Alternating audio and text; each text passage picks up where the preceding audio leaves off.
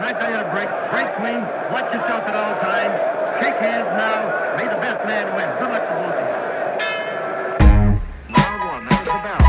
Speed called by very excellent. The Underground Heavyweight Champion. Welcome into another episode of That's Boxing Podcast. We're a little late. I was under the weather. It's my fault. Back in action now. Coach, how you doing? We're back, feeling great. I didn't get feeling- sick. I've been feeling fantastic. I've been training hard. I've been sparring. I've been running. I've been coaching Golden Glove champions. I'm on top of the world right now. How are you feeling? You know, I'm medium. So I was going to say, don't say fantastic. I feel like you balance us out. You know, you're doing enough health for the both of us. Well, last time I was here, I was still coughing and fucking recovering from pneumonias. Even still. So I'm feeling great. Maybe you are a chimney sweep. You came in here with a floor-length, wool black coat from England. Full wool. Full wool. Full wool. Yeah. You're a chimney sweep. You got the black lung now, Yes. you know? It's the way it goes. You go to London one time, you come home with a whole new sense of style. A whole new fashion sense. I don't know if we're calling that style. I mean, it's fucking stylish, obviously. Well, what have you been up to the past, week?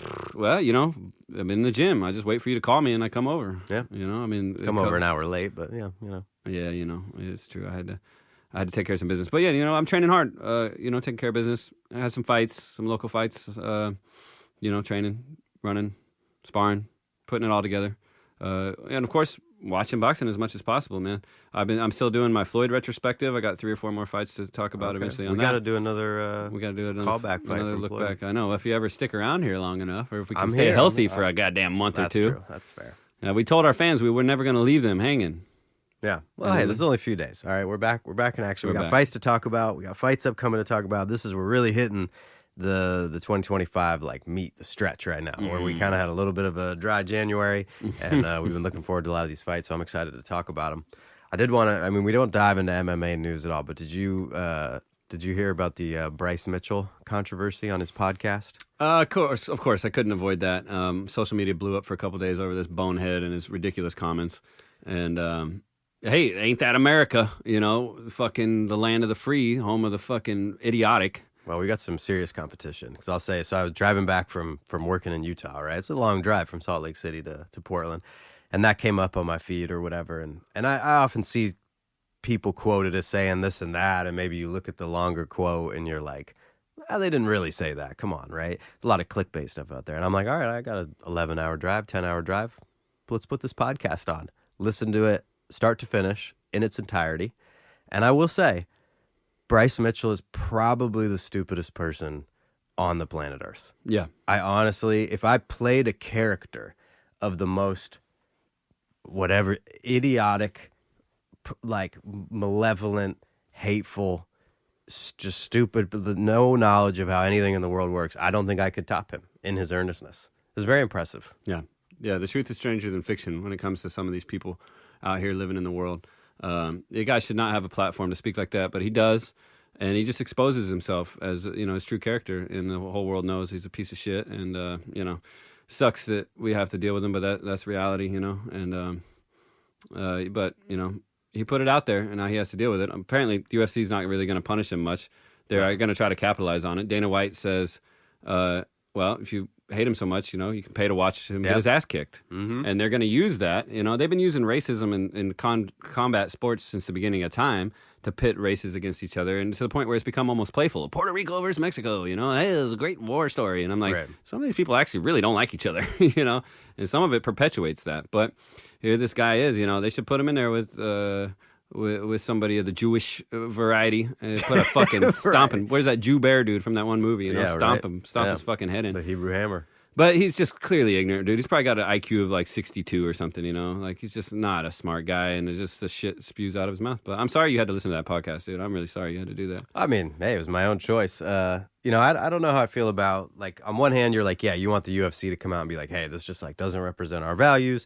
We don't want to, platform someone like this. On the other hand, I think, hey, man, everyone's entitled to their beliefs, and that's his profession, and I don't know if his personal beliefs should, prohibit him from conducting his profession. And it's not like there's a high necessarily ethical standard. You know, it's not like he's the guy that decides who gets government assistance and his prejudice is going to cloud his judgment or something like that. So I don't know what I expected to be done.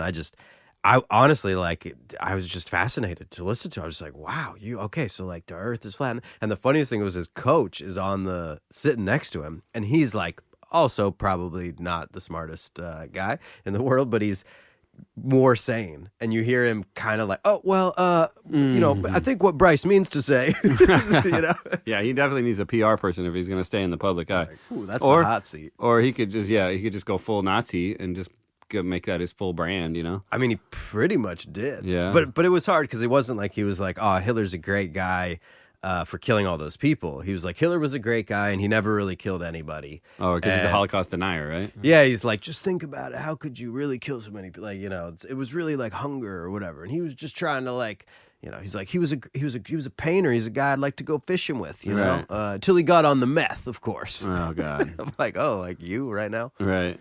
Oh, what a fucking bonehead. So I just wanted to pick your brain on that, but also we got to step this episode up because, there's real competition out there for us. So we need to get more like ridiculous with our takes. I think if you could let some of that, flagrant stuff out, that you say right before we hit record, that would really help our ratings. Yeah. So we're going to start releasing unedited videos where Right. you can hear all the bullshit we say in between takes. No. Of course, we're always classy, always bringing the true boxing content. Yeah. For The sure. truth about the flatness of the earth. Well, I think That's isn't that boxing. obvious? I look out the window. I don't see no curves. Yep. Do you see that thing where they took the flat earthers up to like Antarctica and they showed them like that the sun doesn't set, like it scoops, right? And then they did the thing where they shot like a laser like straight, and then they had like big cardboard things with like a tiny hole in it, and the laser would, of course, and then like every 100 yards or whatever, and it would go straight for a second, and then it would not Eventually, pass through right. because it's dipping. And I was so impressed. The dude was like, "Yeah, son of a bitch, I guess I was wrong." Yeah, good for him. It's like, oh my, this is your whole life, your whole thing, your whole career is branded on this. And you're like, oh, yeah, sure enough. I guess it's round. Wow, well, I mean, that's what you got to do. When people say, I did the research, did they really? No, they read some bullshit or listened to some dumbass on a podcast, and they took that as facts, right? Yeah. But I'm not like that. If Shakur ever loses a fight, I'm going to be like, it was rigged and he had rocks in his gloves. Just kidding. Just kidding. Well, yeah, UFC, Shmoo F Shmee, man. Fuck those guys. I'm salty. It's the trailer park of sports. I'm salty about MMA right now. We had the Golden Gloves last night. I had a match bout, non-tournament fight. My guy went in there with a guy who supposedly had 3 amateur boxing matches. We found out after the fight, this dude had a pro MMA fight. Yeah. He's sandbagging the tournament. That's a term from jiu-jitsu. It's called sandbagging when you lie about your experience, or you show up at a tournament with your old belt instead of wearing the one you really should be wearing, so you can go beat up on a bunch of beginners. This guy coming into an amateur tournament with pro experience. That's crazy. It's not only against the rules, it's just unethical, man. It's shameful. Yeah. And so I'm certainly salty about MMA right now. I respect the sport when it's doing its thing, but stay out of boxing and don't come over here looking for easy fights against inexperienced fighters.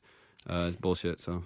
I mean, that's messed up. I mean, you just got to feel bad yourself. Like, what? You wake up the next day like, oh, I got a great win. And it's Yeah. like, dude, come on. You're not supposed to be here. But, I respect MMA. I watch a big UFC card every now and then, and I know it's not a fair judgment for me to pass, but I just can't. It's just the monster energy, roid rage, ignorant sport. It just is that. And I don't think they'll ever be able to shake that brand. And it's fine. It's doing great for them. They're doing really well. They're, probably on a course to overtake boxing because there's a lot of people of that constituency in the country. That demographic is definitely is locked in with them. And one thing that you got to respect about the UFC is that the way they promote and the way they put on cards and the way they do things, they pack the arena from start to finish.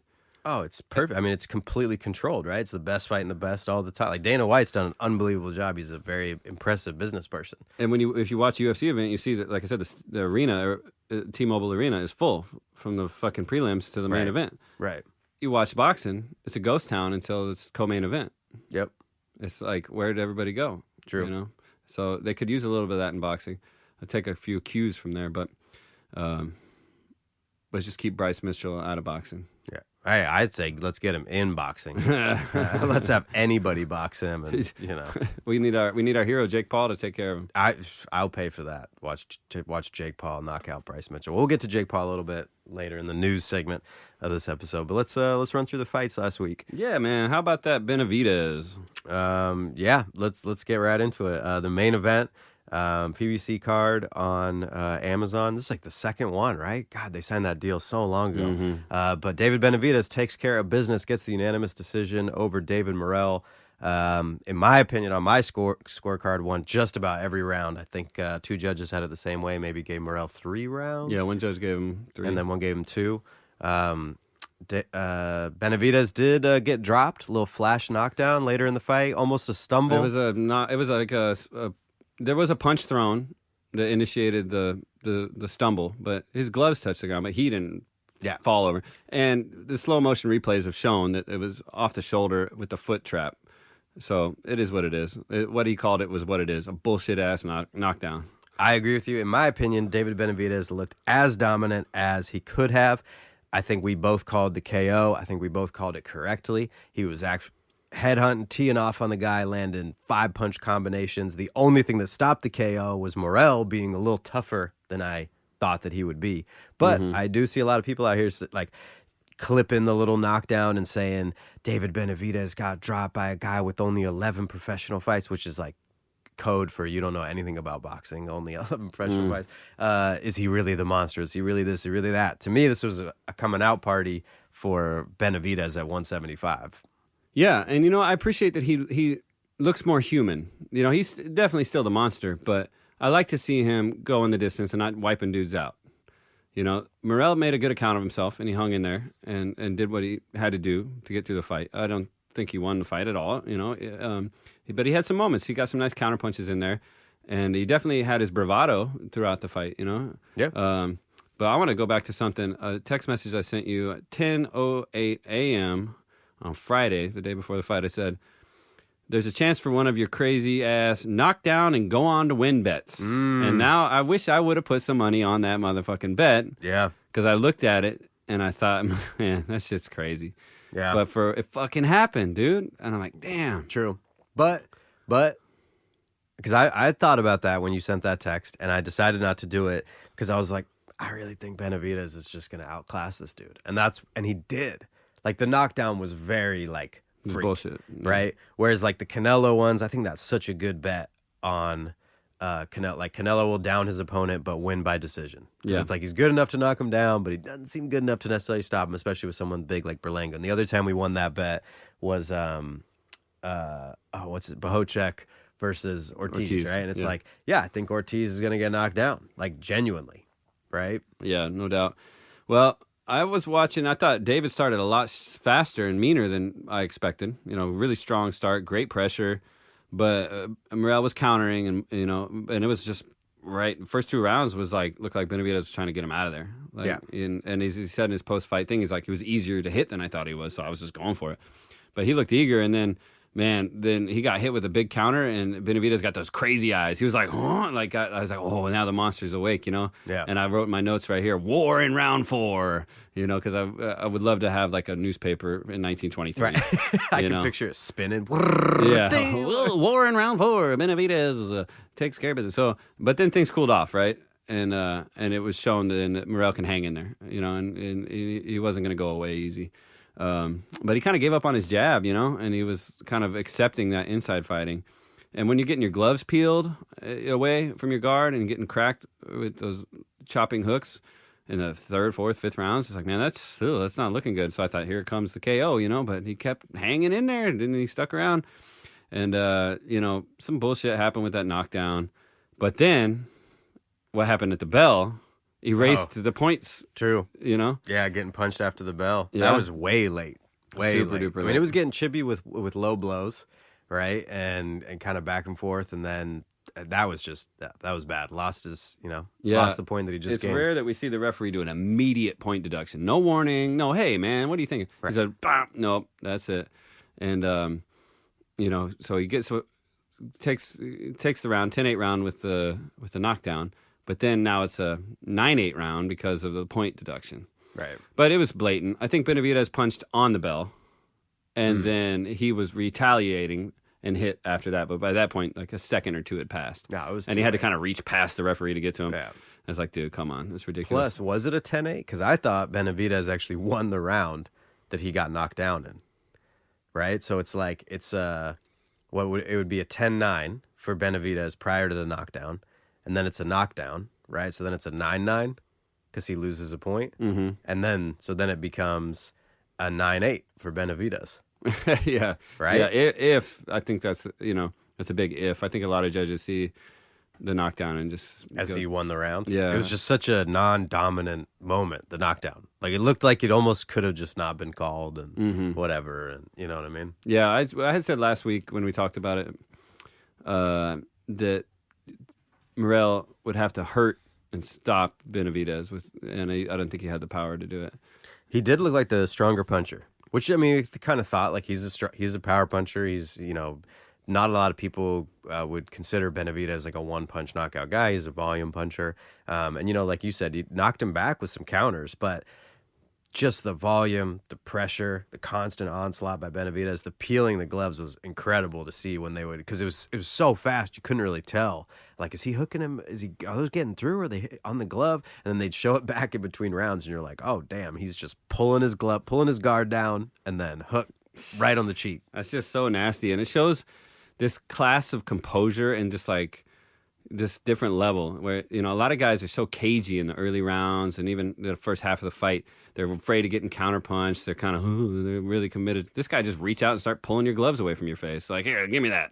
Boom. It's like, damn, that's a monster. Disrespectful. It is, and I love that. No regard. It's a great way to box, and he won fair and square. Very respectful afterwards. Which I appreciate. And hopefully he gets this match against the winner. But I don't know. I honestly, I don't know. We'll talk about it later. But I don't think he's going to get that match anytime soon. No, you don't think so? No. What if so say Beterbiev wins, right? So now there's no three-peat. Shout out Chiefs. There's no reason for them to fight again. What's the other fight at 175? I mean, that's what Turkey's going to want because that's the big fight. Yeah. Okay. Well, I was going to say what Bivol. If they got to fight again, Bivol might make it happen. Wasn't too far off last time. True. Do you see Benavidez able to beat either of those guys? Yeah. Really? Yeah. I close my eyes, not a chance in hell. No way. Like Bivol, I think both of them are too big. I mean, Benavidez is big. I know he's thinking like going up to heavyweight, and other people have kind of speculated on that. I think cruiserweight is like a more likely stop for him. He'd be kind of like Ramirez, where it's like kind of a volume puncher, like Zerto, right? Like volume puncher. I could kind of see that for him over time, maybe. I don't know, but there's something about picturing him there with Bivol. I mean, Beterbiev for sure. It's just like, I mean, Benavidez has sneaky good defense, but he likes to fight close and with pressure, and that's exactly what Artur likes as well. And he's just clearly too heavy-handed, and I see him just, oh God. I mean, if Morrell is able to kind of stop you in your tracks for even a second, I think that's brutal. I don't know, bro. I don't know. I mean, I know Beterbiev is the boogeyman, but I saw him struggle with Yard until he hit him with that one shot. I saw him struggle with lesser class boxers than Benavidez. I think Benavidez, but he's tough, right? Like Benavidez he struggles. Has got, he's cocky and he says some shit sometimes that makes you say, like. But he did spar with Triple G when he was 15 years old. He did develop his skill set the hard way, and, I don't think that he's just going to get knocked out by Beterbiev. I think that would be a war for the ages. Whatever, if they get in the ring together, I think that would be fight of the fucking millennium, dude. I think it would be amazing. Well, and I think if they fought 10 times, Benavidez could probably win half of them. Really? Yeah. 5-5. I'd say they go 5-5 on a 10 in a row tournament. Interesting. Well, ages might be what decide the outcome of that fight too, because you got somebody coming up who's in their prime and someone who's probably pretty close to taking their last fight. I just think Benavidez can let his hands go with such hand speed and flurry that he's going to out hustle the slower power punching Beterbiev. He's going to be a and Beterbiev's going to be dip, boom. Now, if he doesn't get knocked out, which I don't think he will, then he can win the fight. Yeah. I mean, I don't know if I agree with you that that speed and volume are clearly on Benavidez's side, and those are his attributes. And I always say I think he has sneaky good defense. He takes a lot less shots, and it looks like he's given that he's doesn't move his head a lot and is kind of squared up, walking you down.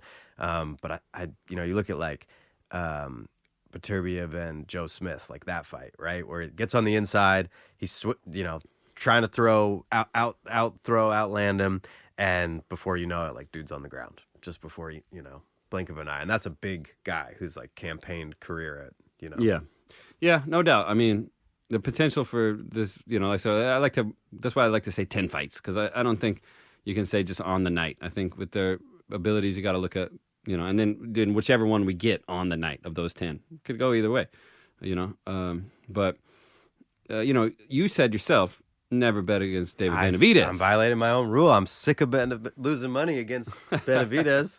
Boo Boo lost me some money, but both those two, those two guys seem like the peak of the mountain, which is why that fight, seeing them even back in the ring, is exciting so fast. You know, because it's like, hey, what they calling it, the last crescendo? Yeah, last crescendo. That makes it sound like they're never going to fight again. Isn't that what's it called when you repeat something? Double entendre? No, double entendre is like one thing that means two things. Oh, that's right. Not an oxymoron, but it's like a redundancy. Isn't it crescendo the end? You can't have a last crescendo. The final. Yeah. The end of the ends. I mean, it definitely makes it sound like they're never going to fight again. Like a retirement party. They will. If Bivol wins, they got to fight again. Yeah. Unless Beterbiev's like, hey, I lost to a great fighter. I'm old. I'm out. That's the only other way I think it could end. Yeah, we'll see. I mean, I don't want to say it, but it could end with some kind of knee injury.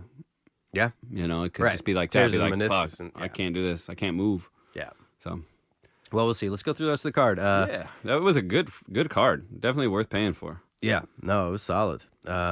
Fight right before that, Stephen Fulton stays true. Rematch against Brandon Figueroa from their 2021 fight, and Fulton gets the UD. Looks good. Comes out in the Timbs and the jean shorts. Viral outfit. Yeah, killing it. Great looking outfit. I would wear those shorts just right now if I had them.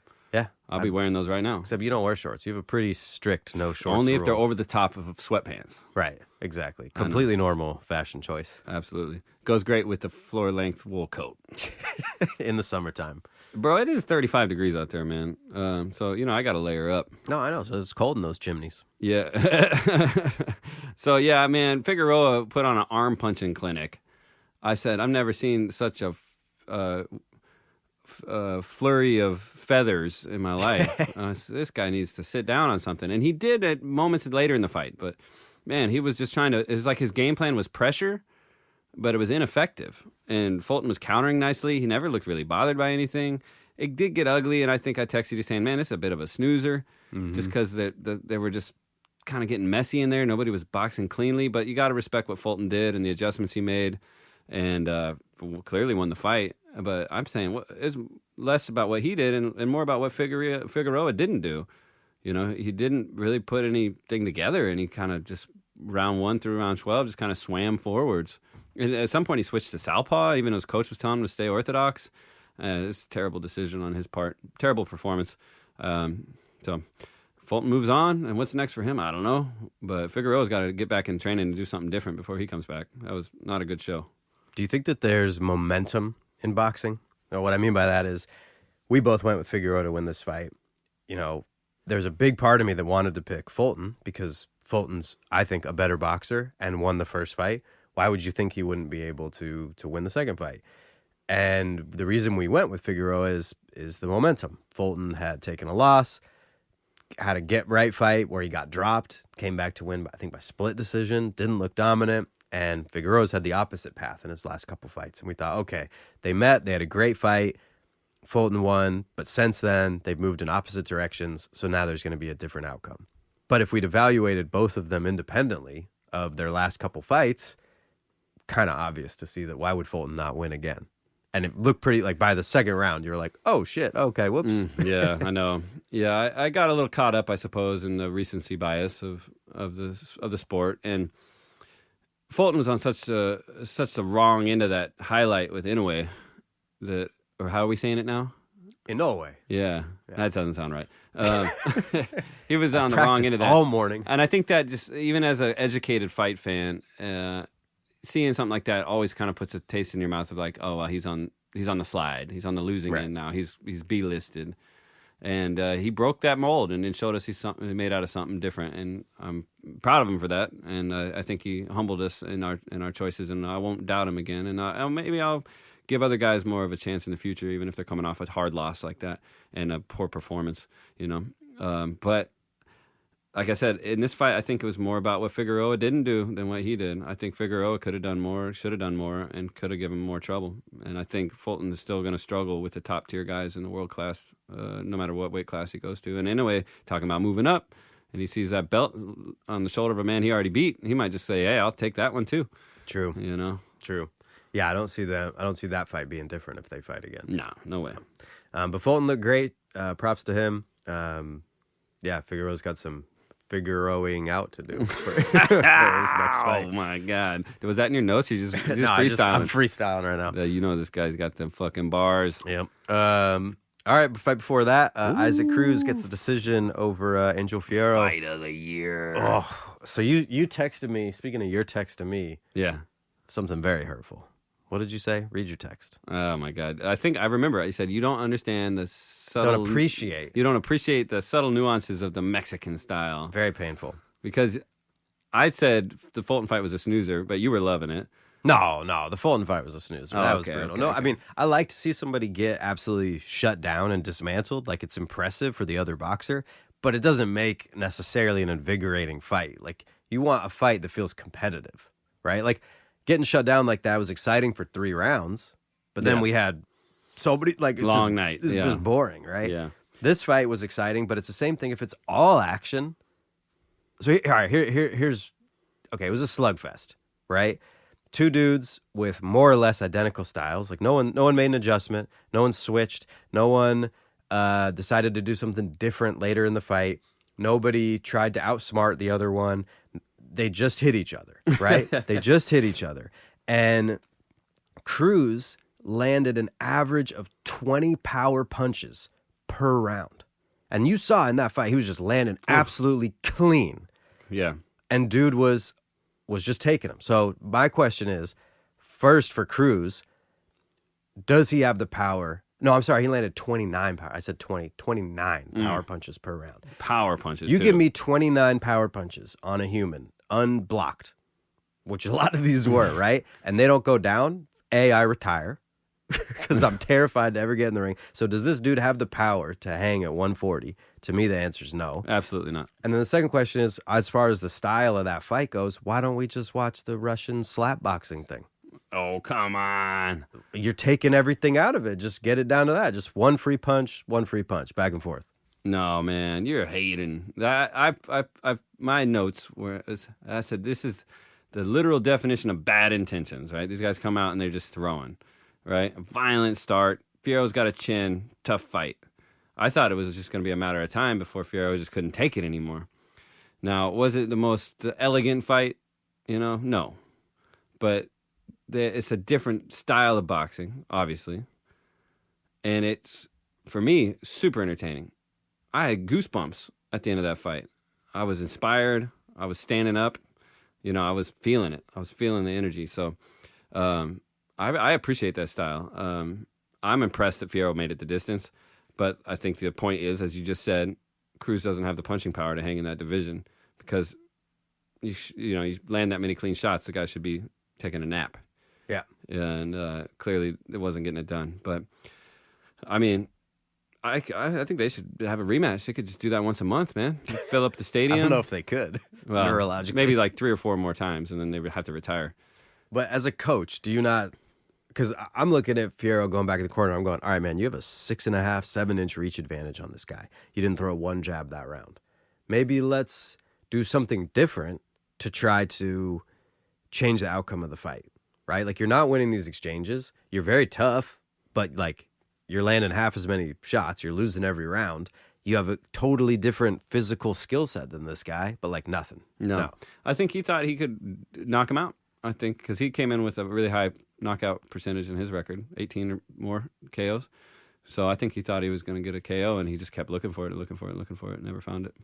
So he's just hoping, I guess what I don't get is you're like, all right, I just need to land that one punch, right? Yeah. And I get it. You land one, it's really good, doesn't knock him out. All right, we'll keep boxing until I find another one.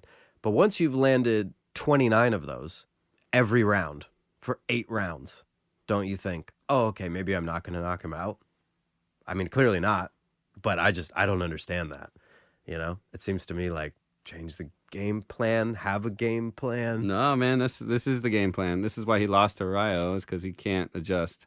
You know, that was a tailor-made opponent for him. Just go head-to-head. But he didn't need to adjust in this fight. He was winning every round. Exactly. But his opponent needed to adjust. Yeah, exactly. I don't think they intended to. I think they wanted to do exactly what they did, and they were just going to throw down like that. And that's part of the Mexican style is they don't care if you win or lose, if you stand your ground and fight. Fierro walked out of that arena a fucking hero to his friends, his family, and all the fans in attendance there. They would carry him out of the fucking aisle on their shoulders if they could have. Proud of him for sticking in there and hanging tough. And it's a different style of boxing. It's different mentality, different culture. And I like it. I'm impressed by it. I'm enamored. I think it's amazing. Romantically fucking savage. I mean, they're tough as hell, no doubt about it. And you know, it was a great fight to watch, very entertaining. I think Cruz. Anytime you see Cruz on a bill, you know what you're getting, and that speaks volumes. Yeah. But as a dude that wants a Tank Davis rematch and wants to be a title holder and all these things, I just don't see the tool set there. And if it is there, it's definitely going down in weight. I mean, I don't know how much he struggles to hit these weights, but it's like I'd be shooting for 130, where you can bully people like that and be a little Nick Ball in there, put your head down and swing. And I mean, he's a vicious dude. But when you get up to 140, it's like you're just waiting for someone bigger to put you down, which I don't know if is possible because he's so tough, or somebody to just dismantle you like Ryo did. Yeah, no doubt. You know, I think he should move down. There was rumors of him fighting Garcia, and I think that's insane. Insanity. That's crazy. That should never happen. They're so different in size that it would look like a kid getting beat up by his older brother in there. It's like half a foot. And then this guy Fierro had range too. He just didn't know how to use it. Yeah. But that's, you know, we'll see. I think that style definitely has a shorter time on it. You know, time limit. You can't box like that until you're 40. Yeah. You know, and if you do, you might be pretty worn out. Yeah. But well, I'll send you some of these slap fight videos. I ain't watching that shit. You know what I saw? Because they're always trying to outdo themselves with the dumbass weird promotions. They're doing a leg kick battle where you just take a fucking leg kick, and like then, in the shin, like the kickboxing style. Yeah, low kick, okay, throw down. And Sweet. Of course, the clip I saw was like, oh, that's interesting. How very Russian.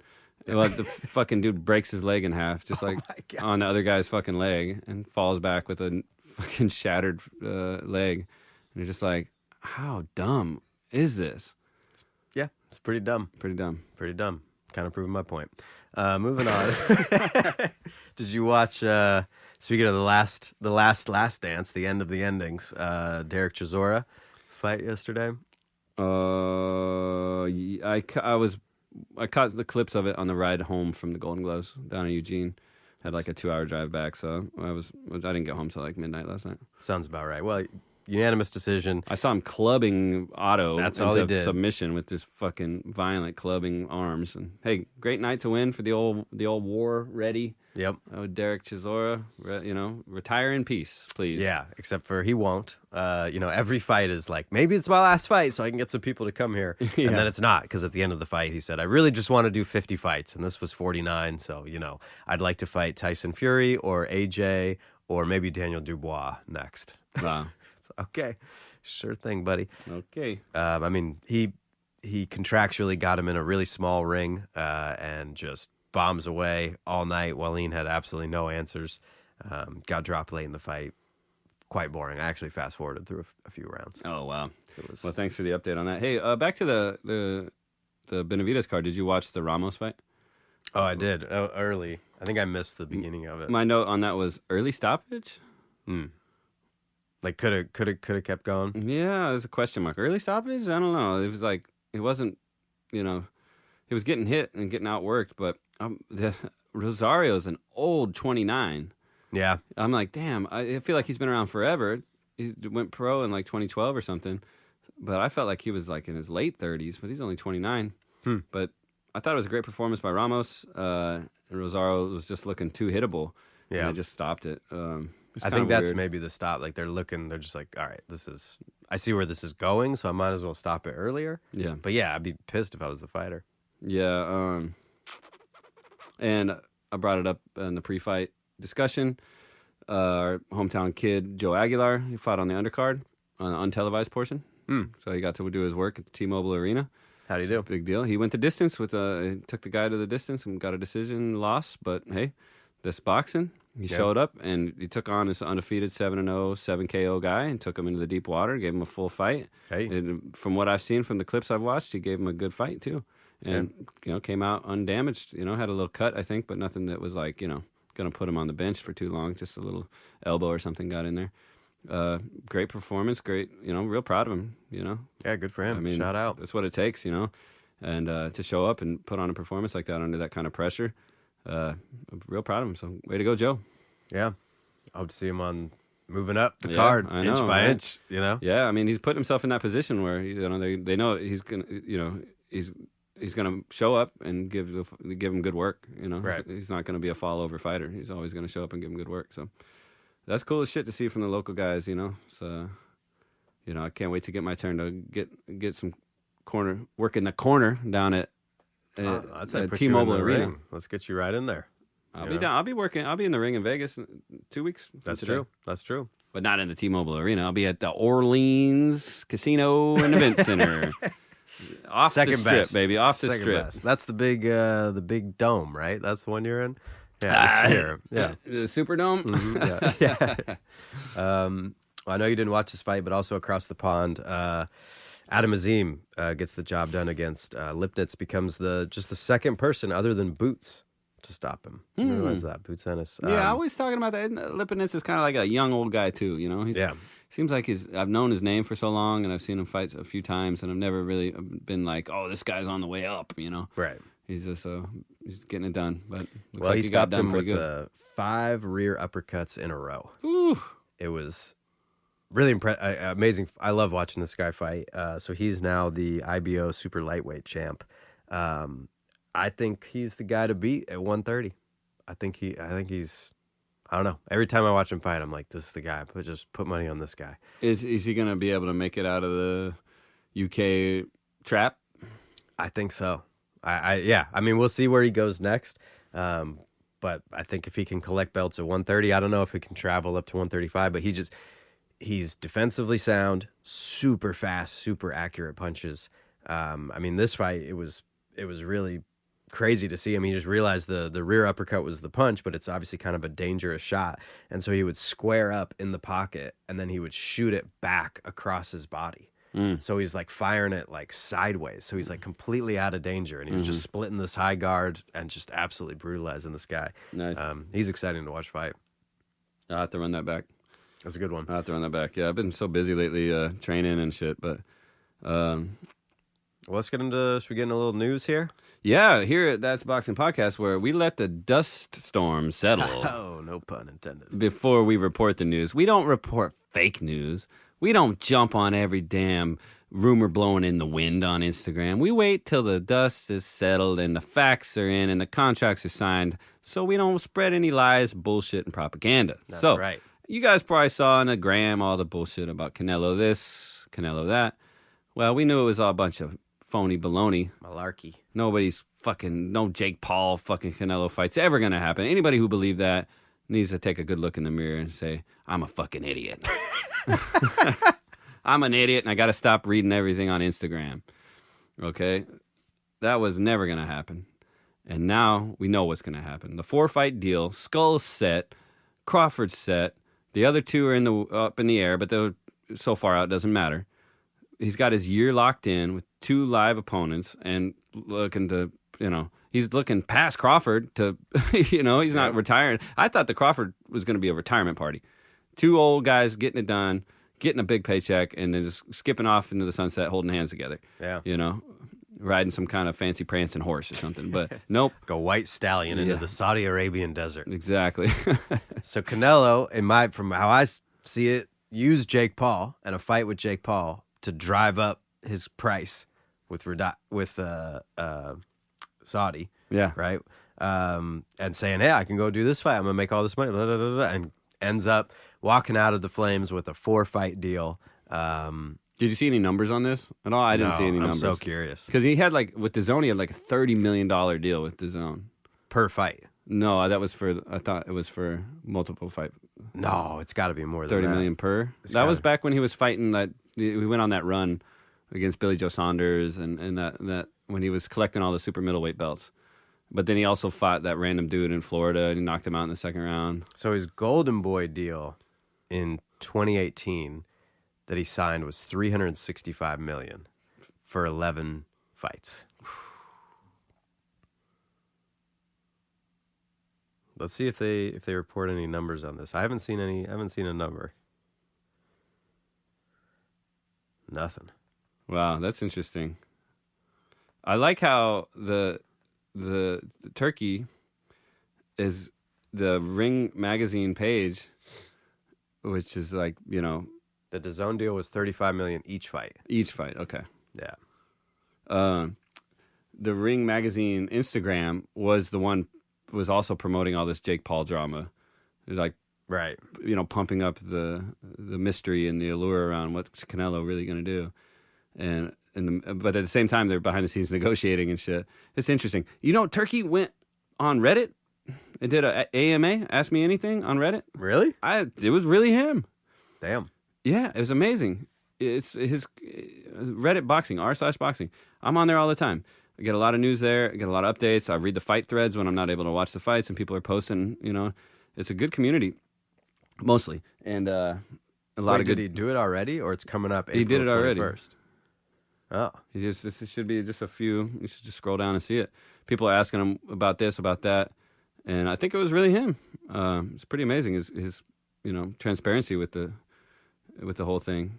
But now they're talking about they're going to do fights at Alcatraz, and I'm like, okay, maybe we're going a little too far, guys. We don't got to go Escape from L.A. with this shit, Right. Like, Yeah, this is crazy. I got to read through this thing. This is wild. yeah, take a look at that, man. You guys, if you're not, Reddit, whatever, it's got quality, it's got value. Just remember, sometimes don't read the comments too much.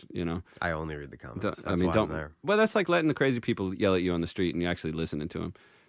Sometimes you got to drive away. That's a good Sometimes point. you got to scroll past it. If somebody's being a total idiot, if Bryce Mitchell gets on Reddit and Right. starts typing, doesn't Well, I'm mean the you guy got that listened to his whole 3-hour podcast. Well, you about got. I mean, dinosaurs. are between conspiracy. Utah and Bryce Mitchell, I'm getting a little worried about this. I'm with the people, brother. I'm with the people. I'm not in my ivory tower. Come down here and hang out with us. No way. Well, Canelo, William Skull in May, Terrence Crawford. It's actually going to happen, apparently, in September. I won't really believe it until I see it. I honestly won't really believe it until I see the Box Rec event page with the fucking whole undercard listed and everything. But it sounds like it's really happening as long as everybody can stay healthy and get it done. I don't know. I've been saying for years it's never going to happen. It's a joke. It shouldn't happen. But now it looks like it is.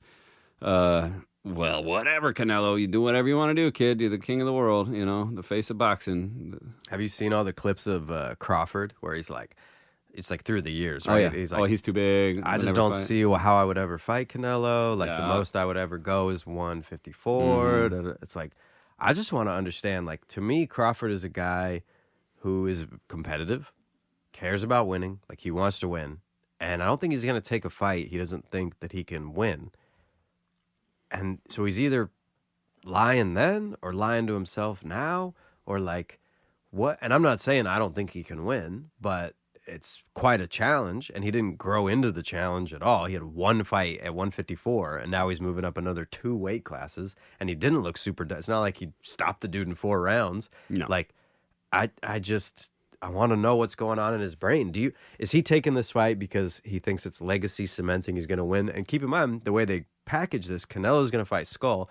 If he wins, he gets back to being the unified champion because Skull's got a belt. Right. And so if Crawford fights him as sanctioned 168 fight, which is what they said it's going to be, he would be unified at 168. I think he's so competitive and he's willing to take the risk, even though deep inside in all this history, he knows that it's a massive risk and there's a chance of losing. I just believe he doesn't think he can get hurt. I think he believes he's strong enough and talented enough defensively that he's not going to get embarrassed or knocked out. And it's worth the risk for him to lose because if he won, he would be a 3-time undisputed. And I mean, talk about legacy cementing. I mean, that would be amazing. I mean, they'd be building statues for him the next day. He'd be, for me personally, we've talked about this before, like, Usyk is my pound for pound number one, maybe of all time, but certainly right now, just because competing at that level in the heavyweight division is so impressive, because the only division where you take the top off the weight, right? He's fighting a dude in Tyson Fury that is as big, that's bigger than him by the same margin as Bud and Canelo, right? Mm-hmm. I mean, more so with reach. I mean, Bud has more reach on Canelo. He's the same height. Obviously, it's density, and time at that weight. Like, Canelo's a lot bigger of a dude. But walking around weight, I don't know how far apart they are, honestly. I saw him in person. He was wearing a tracksuit and shit, but he looks pretty thick, dude. He's a pretty dense dude, Crawford. Right. I think it'll be really interesting to see his fight body at 168, though. Like, Like, how lean is he going to be? Yeah, is he going to be all muscled up in the shoulders and thick in the neck, Is he going to get, filled out a lot and be slow because of it? Or is he going to just, like, be, and is he going to be able to rehydrate? Like, Canelo's going to weigh in at 168 and then be in the fight at least 175. Right. So if Crawford's a lean, mean 168 killing machine with no chance to get bigger in the 24 hours between the weigh-in and the fight, then he's giving up a lot of weight. I mean, will he even weigh in at 168? What if he just weighs in at like 160?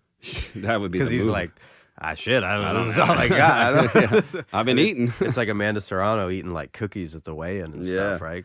Yeah, that's going to be a trip, dude. I mean, it's just going to be like, it's like an anime fight. It's just not going to be real for me until they actually ring that bell. You think he can win? There is a path to victory, no doubt. Yeah. I mean, and he is the people's champ right now. Bud. Yes, Bud Crawford is the people's champ. Yeah. And even if he lost this fight, he will continue to be the people's champ because he took the risk.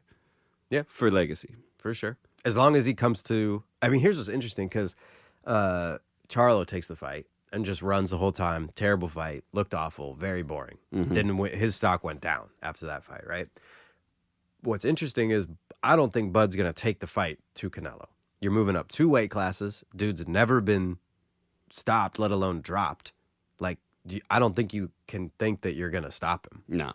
So that would be foolish. So you're going in to win rounds, which is got to be stick and move. That's how he beat Madrimov.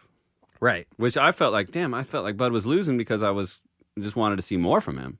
Right. But he wasn't losing. He just wasn't doing everything I expected. Or that you're used to seeing. Used to seeing, right. As you had a lot of respect for Madrimov, and he wasn't really trading with him a whole lot. And he was using his footwork and keeping things quiet and under control. But he's clever enough, he's crafty enough to not get blasted out of there. And if he can, stay loose and quick and counter nicely and move like he does and hit with both hands at awkward angles, he could give Canelo a lot of trouble. I think so. Especially this modern version of Canelo. Yeah. I mean, Canelo's not the Terminator necessarily anymore. And what's been the criticism of him his whole career, right, is like flat-footed, mostly upper body movement. Like, he's kind of made for someone like Crawford to pivot around. Mm-hmm. And like you said, take those awkward angles. I don't know about the judges, and I hope Crawford fights a fight for the judges, right? But for the people's champ and the people out there, I think they're going to want to see Crawford hurt Canelo. Even if he doesn't stop him or drop him or look, you don't need to see him that dominant, but they need to see some effective aggression to feel like he did bring the fight to him. Right. And that'll be quite the scene, because Canelo's pretty fucking indestructible. Yeah. Well, you got to fluster him almost. Like, did Bivol hurt him? I don't know if he hurt him, but you could see he was getting shelled up and stopped in his tracks. Yeah. Like, the punches were affecting him. He wasn't just walking through them. Right. And I think that's what Crawford needs to do. Show yeah, it hurts when I do this. When I step around and slide around and shoot the rear hand, uppercut right over your guard, boom, mock your head up. You stop moving for a second. And if people see him doing that round after round, they're going to be like, yeah, he would never knock him out, but he dominated the fight. Wow, man. Well, time will tell. We'll have to wait and see. Canelo's got a whole other fight before then. Crawford won't fight, so he'll probably just be bulking up between now and then and training his ass off and studying tape and building up the game plan. And sparring with the biggest bodies he can find and getting accustomed to that weight class. I believe, he's such a consummate professional. He's got such a great team around him. He's going to make a fight of this, and the world will stop. The boxing world's going to stop and watch. Yeah. Is this the biggest fight that we've covered since we started this podcast? Quite possibly, yes, because it's just so it's a kind of absurd, but they're also so good Yeah. at boxing. We've seen some absurd fights where the boxing wasn't so great, Right. but this is absurd. The fact that he's making this big weight jump, but it's actually the chances of a competitive boxing match are there. So it's going to be like, wow, spectacle and technical. Mm-hmm. Wow, Spectacle technical. that's my next album. Yeah. A lot of testicles. Spectacle technical, technical testicles. So yeah, bro. Fuck, man. And the news, the news is going crazy too with Turkey's 147-pound showdown where he was going to have Rolly versus, but nothing's come out about that since. I think that was just a bunch of talk. And Everyone just wants to put Devin Haney and Ryan Garcia's name in the same sentence in Yeah. any way they can, as I just did. yeah, well, he still lost $20 on him. You know, That's true. you never forget that. I It's will the never number for- one track on I will Spotify never right now. forget that. It really, I don't know why that freestyle goes up. But thanks a lot, Pro Gray. Now you got a shoulder injury. Yeah, that's what you get. Well, we're about an hour right now. I say we talk about next week's fights next week. Yeah, we got time, right? We'll Yeah. get back in the studio. Let's do get outta another here. episode. All right. Fuck, man. Well, I guess I got to get back to the gym. Yeah, I gotta maybe take a nap. I got a lot of nachos to eat here in a couple hours as I watch the Super Bowl. Oh man, I keep forgetting about that. Yeah, you never heard of it? It's the most watched sporting event every year. I thought there's some. I'm just going to tune in for the concert. Lil Kendrick. This is a why Drake podcast. The viewership is going to be like, looking at the viewership on the graph, it's going to be like, okay, yeah, and then halftime show, whoop, there's going to be a huge spike in viewership. Everybody's going to tune in to watch that halftime show. I wonder how many people watch mostly for the commercials. That whole spectacle of the halftime thing. Yeah, I mean, people just love commercials during the Super Bowl in general. I mean, Well, it's they like fucking the amount they have to pay for those time slots. Yeah, It's ridiculous. Well, keep your eyes peeled for the That's Boxing commercial, which we both leveraged our mortgaged our houses to pay for. But Robbed a couple banks. Yeah, man. No, man, we're going to take care of business on our end. You guys out there, take care of business on your end. Like, listen, follow, share. Tell everybody to listen to the best boxing podcast in the whole world right here at That's Boxing. That's Boxing. And, Until next time, I'm Dust. I'm Coach. And that's Boxing. Bow.